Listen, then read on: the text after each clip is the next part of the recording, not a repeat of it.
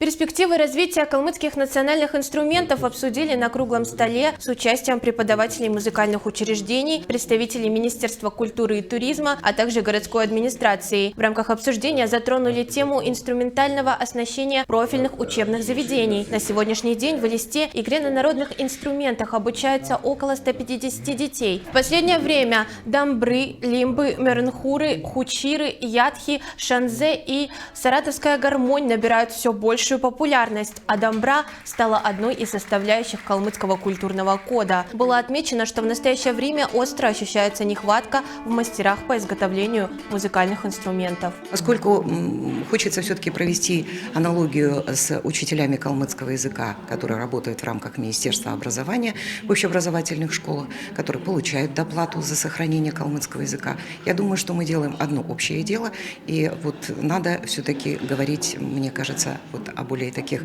глобальных вещах. Ну и озвучила то, что на сегодня не хватает мастеров по изготовлению калмыцких домбр, а желающих приобрести сейчас очень много и заказать. Люди играют много, детей желающих тоже.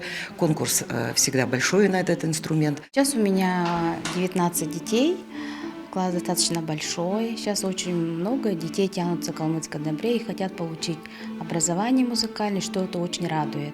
Мы стараемся, чтобы они участвовали в конкурсах, не только играли в классах в 4 стенах, но мы их выводим на всероссийские международные конкурсы. Недавно моя девочка заняла в конкурсе, республиканском конкурсе «Хамдан», заняла гран-при, и мы поедем представлять на Дельфийские игры Республику Калмыкия. Джабеева Заяна, ученица 5 класса.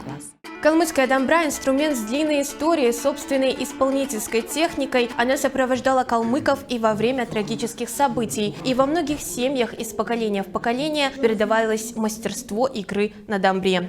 Калмыцкая дамбра действительно мне напоминает, знаете, калмыцкую степь. Это, во-первых. Во-вторых, мою мать. Моя мама играла на дамбре, тетя моя играла на дамбре. И поэтому вот у нас как-то идет по наследству, что ли. И у меня играет внучка тоже на дамбре.